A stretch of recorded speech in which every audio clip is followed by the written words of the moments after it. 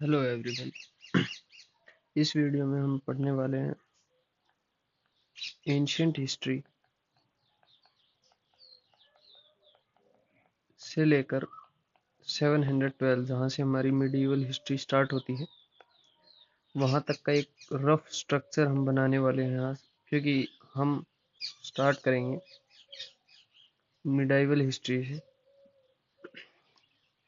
But वहाँ तक जाने से पहले जिन स्टूडेंट्स ने एंशियंट हिस्ट्री को नहीं पढ़ा है, एक रफ स्ट्रक्चर ट्राई करेंगे वहाँ तक का बनाने का, ताकि आपको ये ना लगे कि अगर मैं कोई चीज़ रिलेट करके बोलता हूँ, लाइक कि भाई जैसे महाजनपद मगध में था, तो आप कंफ्यूज ना हो। तो एक रफ स्ट्रक्चर बना के चलेंगे, बाकी डिटेल्ड लेक्चर्स 712 से मैं स्टार्ट करूँगा। सो स्टार्ट करते हैं from the subject name itself, history. देखो यार, हिस्ट्री वर्ड एक एंशियंट ग्रीक वर्ड से आया है, हिस्टोरिया। हिस्टोरिया का क्या मतलब होता है? हिस्टोरिया का मतलब होता है नॉलेज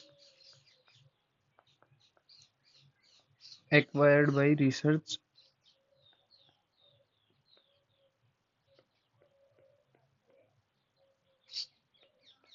और इन्वेस्टिगेशन। राइटिंग को थोड़ा इग्नोर कीजिएगा। हिस्टोरिया वर्ड का मीनिंग होता है नॉलेज एक्वायर्ड बाय रिसर्च और इन्वेस्टिगेशन, मतलब कोई ऐसा ज्ञान जो हम रिसर्च करके उस चीज पे पढ़ाई करके कुछ खोज करते हैं या इन्वेस्टिगेशन करते हैं, कुछ उत्खनन करते हैं, कुछ पिलर्स हम ढूंढते हैं, वो सारे किस में होते हैं? हिस्ट्री में। और हिस्ट्री का अगर वैसे मीनिंग देखा जाए तो अपन बोलते हैं certainly it happened this way, कि भाई ये ऐसे ही हुआ था।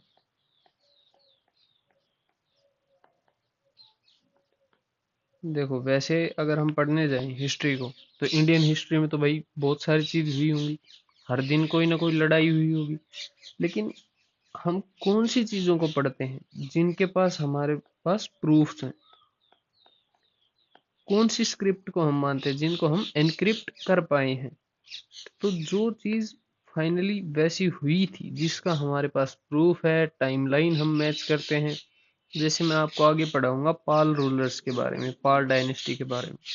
अब पाल डायनेस्टी की हमें इंफॉर्मेशन, जो तिब्बत है, चाइना का जो आज हम सब पार्ट बोलते हैं तिब्बत, उनके जो रूलर्स थे उनके भी हिस्टोरिकल जो पिलर्स उन्होंने लगाए, या जो उनकी हिस्ट्री में भी देखते हैं, तो भी हमें देखने को मिलता है उनका जिक्र, कि पाल में देवपाल था, रूहम्मा था, जो सुलेमान अरेबिक जो मर्चेंट थे उन्होंने लिखी थी।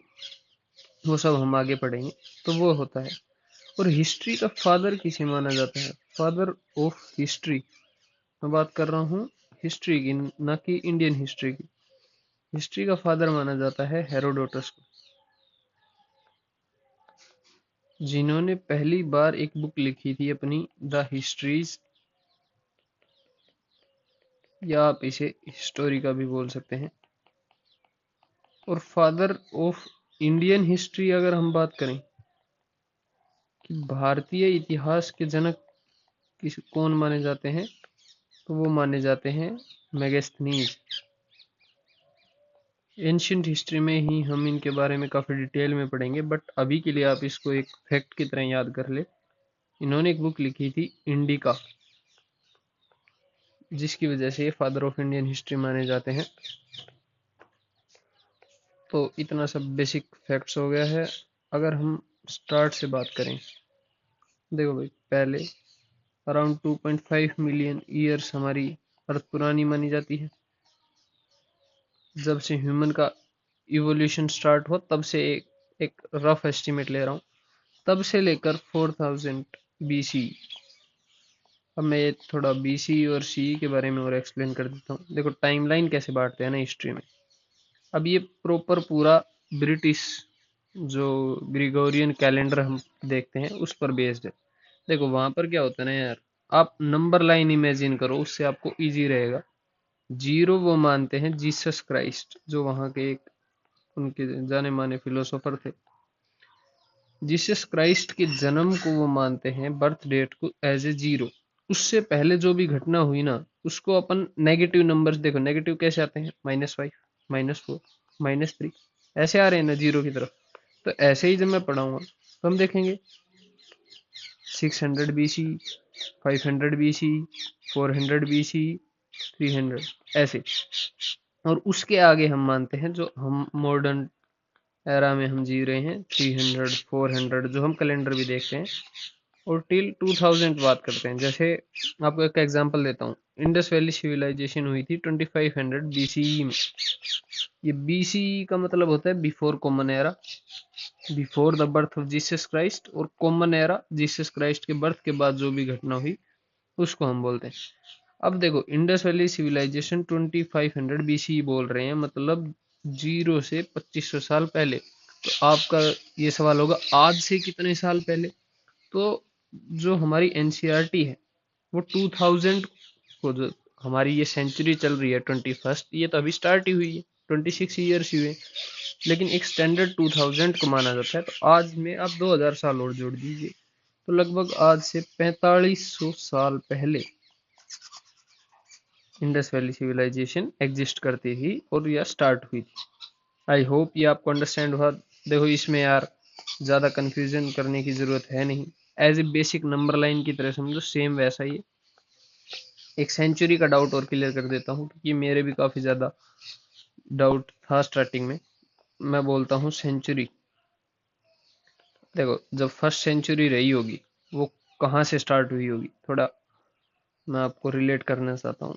1 से ही स्टार्ट हुई होगी भाई, 0 से तो कुछ स्टार्ट नहीं हुआ होगा ना, तो 1 से 100 रही होगी। सेकंड सेंचुरी कहाँ से स्टार्ट हुई होगी, 100 1 to 200। तो आप ये याद रख लो, जो भी सेंचुरी बोलूँ, 21st बोल रहा हूँ, तो भाई 2100 तक मेरे को पहुंचना है। जो भी सेंचुरी बोल रहा हूँ उसके आगे 100 लगा दो, और उससे पीछे का 2001 से, क्योंकि 2000 तो किस में आ गई होगी, 20 सेंचुरी में, 1901 से 2000। ठीक है, ये बात कर रहा हूँ कॉमन एरा की टाइम पे। अगर बिफोर कॉमन एरा की बात करूँ, बिफोर कॉमन एरा में क्या बोलेंगे, जैसे मैं बोलता हूँ आपको 6 सेंचुरी बिफोर कॉमन एरा, उसमें यार उल्टे ले आओ। ये जो यहाँ पे लिख रहे हो ना, देखो 6 सेंचुरी BC और C दोनों बताता हूँ। BC में लिखूंगा मैं 600 से 501 साल तक। कॉमन एरा में मैं लिखूंगा 501 से 600 तक। ठीक है, आई होप यहाँ तक सब कुछ क्लियर होगा। अब थोड़ा स्टार्ट करते हैं जो मैं आपको 2.5 मिलियन ईयर से बता रहा था। देखो हिस्ट्री को भी ना, एंशियंट हिस्ट्री को मैं बता रहा हूँ। हिस्ट्री को तो 3 पार्ट्स में डिवाइड करते हैं, as you know, ancient, medieval, modern. लेकिन एंशियंट हिस्ट्री को ना 3 पार्ट्स में डिवाइड करते हैं अपन। Pre historic period, proto historic period, और हिस्टोरिक पीरियड। ठीक है, प्री हिस्टोरिक, और ये क्लासिफिकेशन होता है स्क्रिप्ट के बेसिस पे। एक मोटा मोटा मैं आपको आइडिया दे दे रहा हूँ। स्क्रिप्ट होती है किसी भी भाषा की जो लिपि, जिससे जो साउंड्स हम पाते हैं। हर लैंग्वेज में सेम तो होती नहीं है, अलग अलग हर भाषा की स्क्रिप्ट होती है। हमारी देवनागरी है, इंग्लिश की लैटिन स्क्रिप्ट है, और भी काफ़ी सारी स्क्रिप्ट है। तो जो प्री हिस्टोरिक पीरियड है ना, वो उसका हमें कोई भी स्क्रिप्ट नहीं मिली। कहाँ से मिलेगी भाई, पहले इंसान जंगलों में रहता था, उसको पढ़ाई लिखाई तो करनी नहीं थी हमारी तरह, तो स्क्रिप्ट नहीं मिली। लेकिन हमें एविडेंस मिले। चलो हाथों हाथ यहाँ पे एक और चीज बता देता हूँ। देखो एक वर्ड बार बार आप फेस करोगे, सोर्सेज, स्रोत, कि क्या सोर्स हमें मिला है। देखो 2 टाइप के सोर्स होते हैं हिस्ट्री में मेनली। एक होते हैं लिटरेरी, और एक होते हैं आर्कियोलॉजिकल सोर्स। आर्क लिटरेरी का मतलब क्या होता है ना, देखो जो लिखित साक्ष्य हमें मिले हैं, लिखित में भी 3 पार्ट्स में डिवाइड कर देते हैं। लिटरेरी सोर्स में हम डिवाइड करते हैं, पहला पार्ट जो आता है वो होता है कि कोई रिलीजियस बुक्स। देखो इंडिया में तो कितने सारे रिलीजन्स रहे हैं, तो कोई भी जो रिलीजियस बुक्स होती है, जैसे महाभारत, रामायण, ये सारी एक रिलीजियस टेक्स्ट थे, इनसे हमें जानकारी मिलती है काफी ज्यादा। तो भाई क्या रिलीजियस बुक ही होंगी? नहीं भाई, नॉन रिलीजियस भी तो होंगी। कई ऐसे भी तो राइटर रहे होंगे जिन्होंने नॉन रिलीजियस लिखी होगी। सबसे फेमस कौन सी है? अगर आपने थोड़ा बहुत पता हो तो सॉरी। ओके, नॉन रिलीजियस में कौन सी रहा होगा? अर्थशास्त्र किसने लिखी थी? इसके मैं आपको तीन नाम बताऊंगा। कौटिल्य, चाणक्य, चलो तीसरा नाम बाद में बात करेंगे क्योंकि वो नाम काफी कंफ्यूजिंग है, एटलीस्ट मेरे को तो काफी कंफ्यूज करता है। नॉन रिलीजियस, और एक तीसरी आती है हमारी फॉरेन ऑथर्स के द्वारा। स्टार्टिंग ही में ही हमने क्या पढ़ा? इंडियन हिस्ट्री का कौन है फादर? मैगस्थनीज। तो वो एक फॉरेन ऑथर द्वारा ही लिखी गई बुक है इंडिका। तो ये सारे सोर्सेज हो जाते हैं। आई होप आप नोट करना चाहो तो इसको कर सकते हो। तो देखो, इसमें एविडेंस की जगह भी बोल सकते हैं सोर्स। इसके सोर्स हमें मिले हैं भाई, काफी खुदाई करी, काफी स्केलेटन्स मिले, उनकी काफी ज्यादा टेक्निक्स होती हैं, उससे हमें पता चला एग्जैक्ट टाइम लाइन लगभग। तो भाई इस पीरियड में ह्यूमन लगभग हंटर था, एक वर्ड में, क्योंकि हम स्ट्रक्चर कर रहे हैं, डिटेल में नहीं पढ़ते। Human use to be a hunter. कोई स्क्रिप्ट नहीं थी, एक हंटर था, स्टोन्स का इस्तेमाल करता था पूरा। प्रोटो हिस्टोरिक में हमें स्क्रिप्ट मिली है, हमें एविडेंस भी मिले हैं। एविडेंस मिले हैं तभी तो हम पूरी इंडस वैली सिविलाइजेशन पढ़ते हैं। स्क्रिप्ट मिली है बट भाई ये एनक्रिप्ट नहीं हो पाई।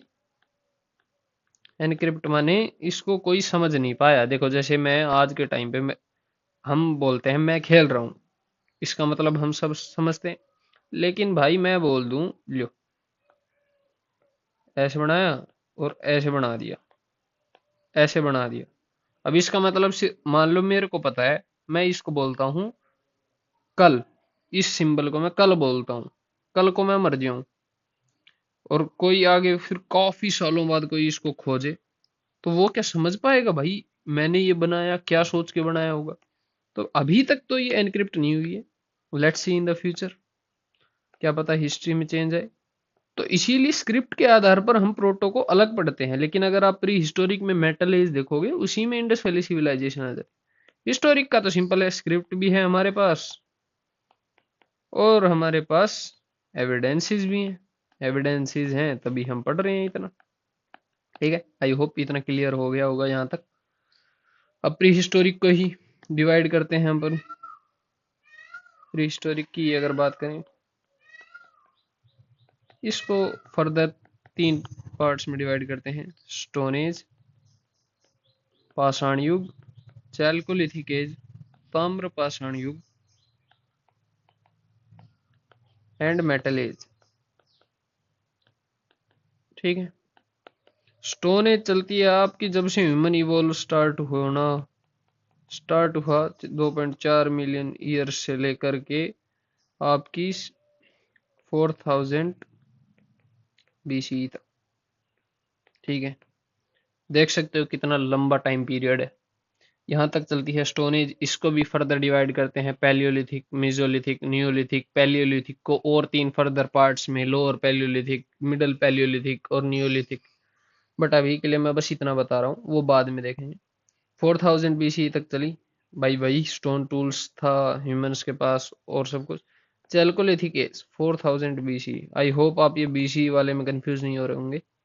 BCE का मतलब है आज से जीसस क्राइस्ट के जन्म से पहले 4000 साल पहले।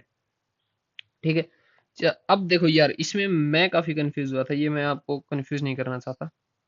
देखो नाम इसका हिंदी में आपको काफी सारी चीजें क्लियर कर देता है, ताम्र पाषाण काल। इसीलिए मैंने आपको स्टोन एज को फर्दर डिवाइड करके नहीं पढ़ाया। उसमें मेटल एज में, सॉरी स्टोन एज को नहीं, मेटल एज में कॉपर एज आती है। अब मैंने क्या देखा ना, इसमें कई टीचर भाई कॉपर एज को, मैंने जहां से पढ़ा था वहां पे कॉपर एज नहीं पढ़ाई गई। अब मैं सोचूं यार कि ये चैल्कोलिथिक पढ़ा दी तो फिर कॉपर भी कहीं पढ़ा रहे हैं, कहीं नहीं पढ़ा रहे। भाई इसका हिंदी में नाम देखो, ताम्र पाषाण काल। इसको अगर एक वर्ड में डिफाइन करूं तो ये था ट्रांजिशन पीरियड। इसका एक एग्जाम्पल जो मैंने खुद को दिया वो बेस्ट रहेगा समझने के लिए। देखो भाई, आज से 10-12 साल पहले मोबाइल आए, ठीक है, मोबाइल आए, छोटे वाले आए नोकिया के। क्या एकदम से सारे लोग मूव कर गए क्या? कुछ लोगों के पास मोबाइल था, कुछ लोगों के पास नहीं था। फिर सबने छोटे मोबाइल आ गया सबके पास। फिर आया स्मार्टफोन। ये बूम हुआ 2018, 19, 20 में। भाई एकदम से सारे लोगों ने स्मार्टफोन खरीद लिया क्या? आज आप देखोगे हर घर में स्मार्टफोन है। लेकिन जब ये स्टार्ट हुआ तो भाई किसी के पास स्मार्टफोन आ गया, किसी के पास अभी भी नोकिया है, कोई अभी भी नोकिया चला रहा है। धीरे धीरे करके सब स्मार्टफोन पर आ गए। तो अब इसको इससे रिलेट करूं तो जो ये 2018-19 का टाइम है, जब ये फोन थोड़े लोगों ने खरीदे, थोड़े लोग अभी भी नोकिया चला रहे थे, वो था चैल्कोलिथिक एज। ताम्र भी था, तांबा का यूज भी स्टार्ट हो गया था, और कुछ लोगों के पास पत्थर का भी यूज कर रहे थे। मेटल एज में जब हम बढ़ते हैं ना, कॉपर एज, तो वहां का मतलब है कि भाई अब पत्थर वत्थर खत्म, अब पूरा कॉपर का यूज होने लग गया था। पूरा ट्रांजिशन कर गए थे, जो कि आज का टाइम है कि हम स्मार्टफोन्स पे ट्रांजिशन कर गए हैं। अब ये ट्रांजिशन पीरियड था। मेटल एज में हम पढ़ते हैं copper age, bronze age, bronze age में जिसमें इंडस वैली सिविलाइजेशन हुई थी, और आयरन एज, आयरन की खोज हो गई थी। अब ये समझ में आ गया 4000 बीसी तक। 4000 बीसी तक चैल्कोलिथिक एज थी। उसके बाद चैल्कोलिथिक एज चली अराउंड 2500 बीसी तक। 2500 बीसी में क्या ऐसा क्या होगा? 2500 बीसी में फिर आपकी ब्रोंज एज आ जाती है, क्योंकि हम पढ़ते हैं ब्रोंज एज सिविलाइजेशन।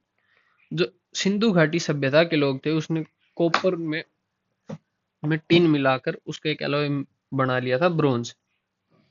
तो ब्रोंज एज सिविलाइजेशन हम उसको बोल देते हैं। ये चली थी भाई 2500 बीसी टू 1750 बीसी। 1750 बीसी में ये वेनिश हो जाती है, पूरी तरीके से विलुप्त हो जाती है। और उसका रीजन आज तक किसी को नहीं पता कि इतनी बड़ी सभ्यता एकदम से कैसे वेनिश हो गई। इसके काफी रीजंस बताते हैं, बट वो प्रॉपर फिलोसॉफी है, कोई परमानेंट रीजन नहीं है उसके पीछे। तो ये चली। अब देखो भाई ये वेनिश हो गई, इसके 250 साल बाद अब इंडिया हो गया था खाली। देखो मैं अब आपको थोड़ा मैप मैप को थोड़ा इग्नोर करना मेरे को।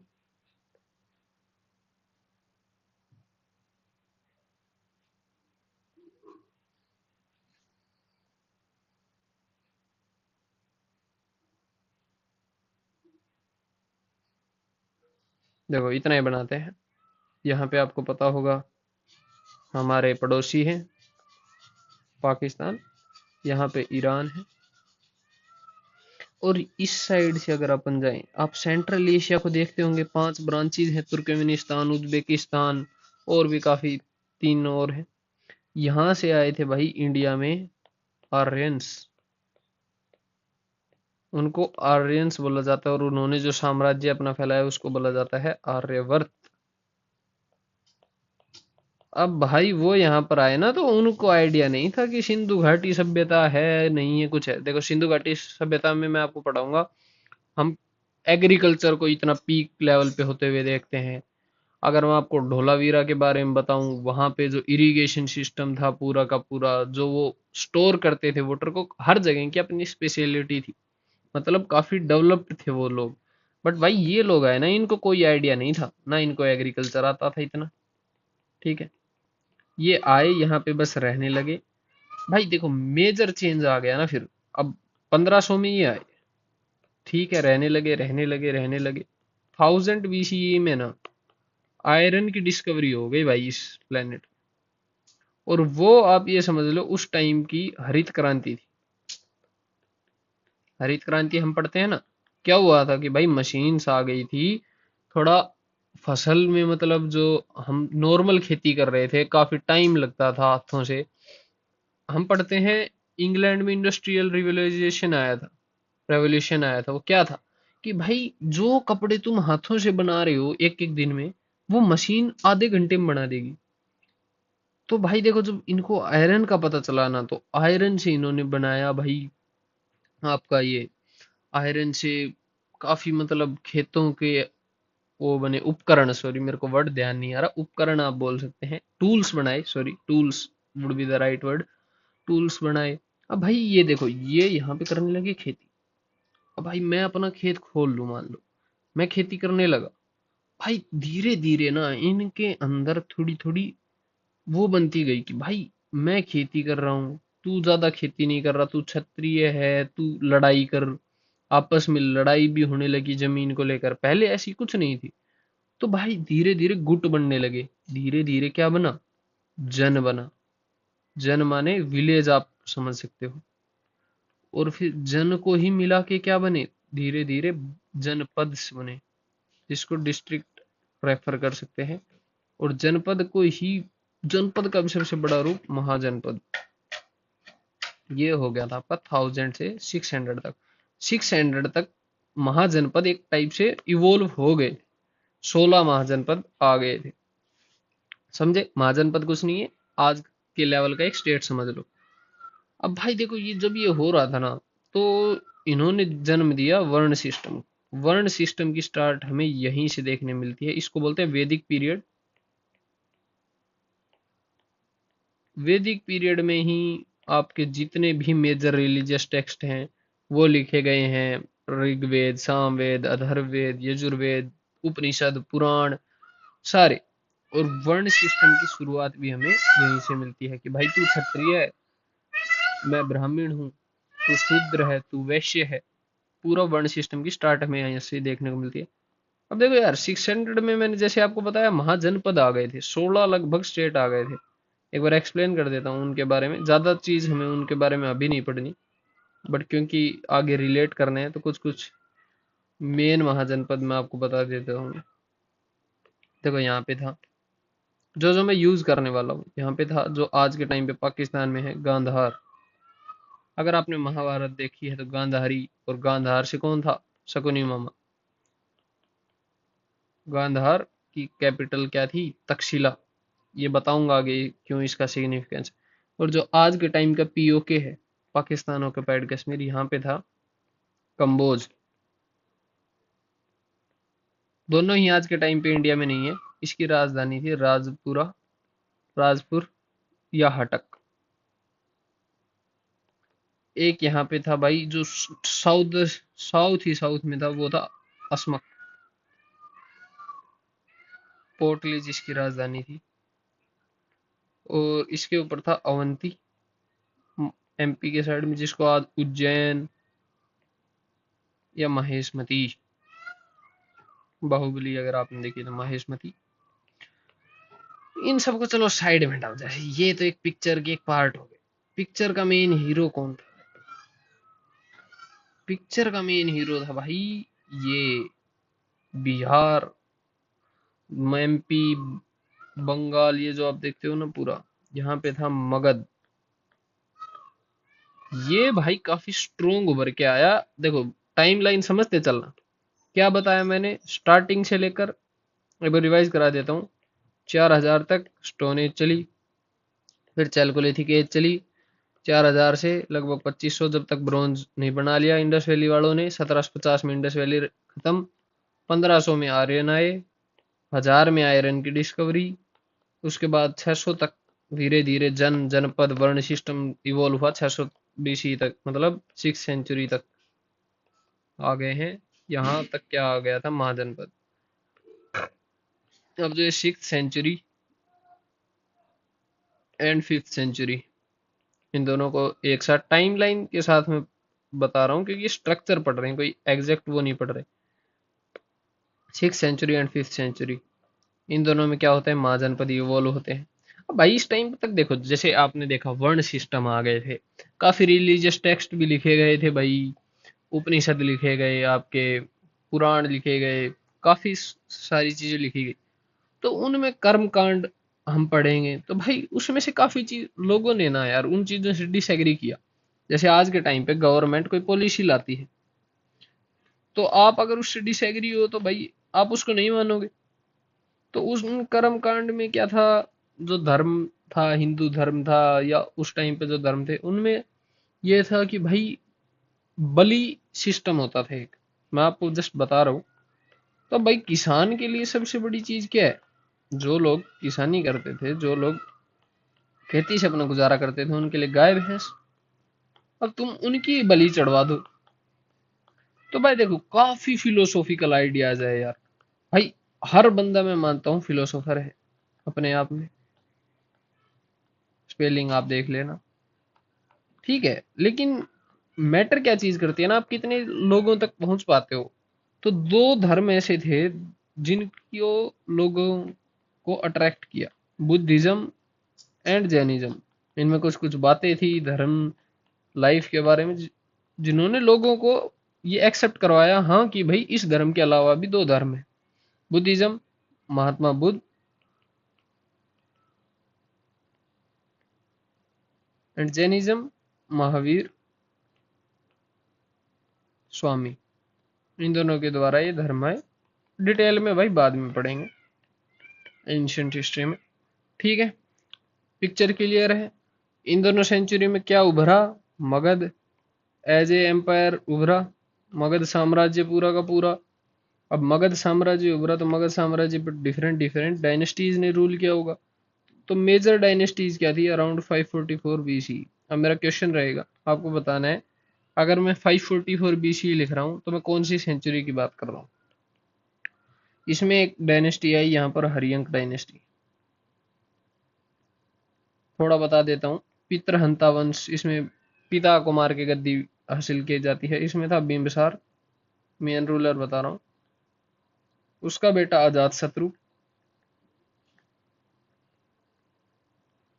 इसके टाइम पे ना अजात शत्रु के बारे में एक चीज अभी से याद रख लेना, फर्स्ट बौद्ध काउंसिल हुई थी, ठीक है। उसके बाद आती है आपकी शिशुनाग डायनेस्टी। इसमें था शिशुनाग खुद और इसका बेटा कालाशोक। कालाशोक में क्या था, सेकंड बौद्ध काउंसिल हुई थी। थर्ड बौद्ध काउंसिल किसके टाइम पे हुई थी, अशोक के टाइम पे। फोर्थ कनिष्क के टाइम पे। कनिष्क के बारे में मैं आगे पढ़ाऊंगा। शिशुनाग हो गया। उसके बाद आ जाते हैं 344 बीसी टू 322। अब आपको समझ में आएगा मैंने गांधार क्यों बताया था। देखो 344 से आपको समझ में आ गया होगा मैं कौन सी सेंचुरी की बात कर रहा हूँ, फोर्थ सेंचुरी की बात कर रहा हूँ। फोर्थ सेंचुरी के मिड में क्या होता है ना भाई, मगध में रूल कर रही थी नंद डायनेस्टी। नंद में था महापद्म नंदिन और उसका बेटा घनानंद, ठीक है। घनानंद था। रिवाइज करा रहा हूँ, जिन्होंने पढ़ रखी है उनके लिए तो काफी इजी रह रहा होगा, और जिन्होंने नहीं पढ़ रखी है कहानी की तरह सुनो।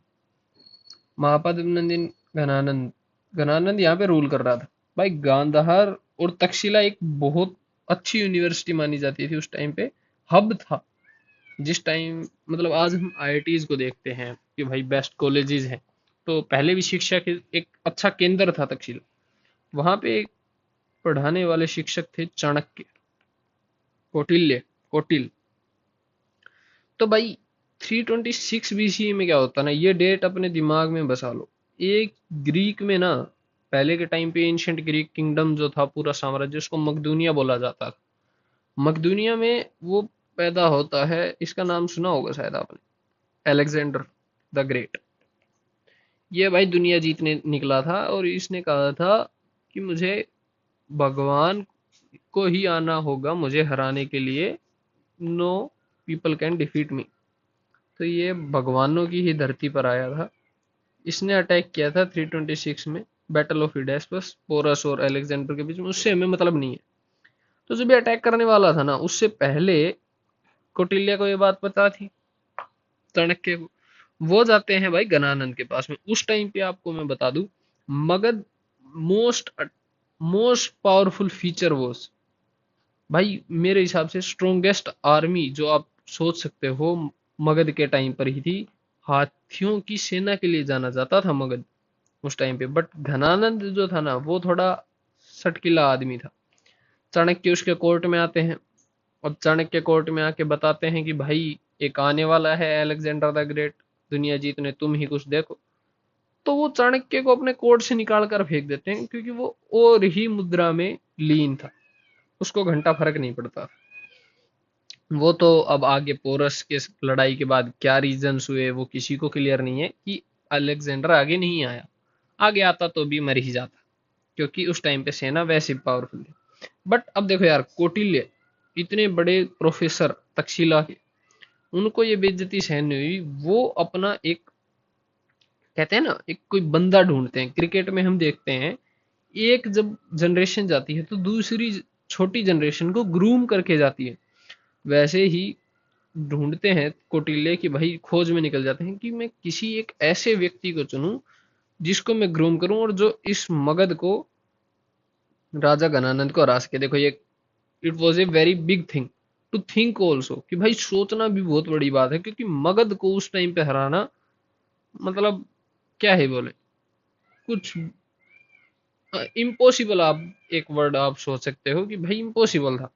लेकिन कूटनीति अपनाते हैं, वो एक बंदे को ढूंढते हैं, चंद्रगुप्त मौर्य।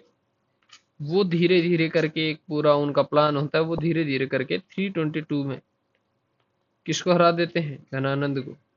और 322 में क्या एस्टेब्लिश होती है, मौर्यन एम्पायर। मौर्यों द्वारा स्थापित किया गया साम्राज्य। एम्पायर मतलब साम्राज्य, जितना उन्होंने एक पॉलिटिकल एरिया जो जीता था, और मौर्यों का था तो मौर्यन एम्पायर बोल दिया।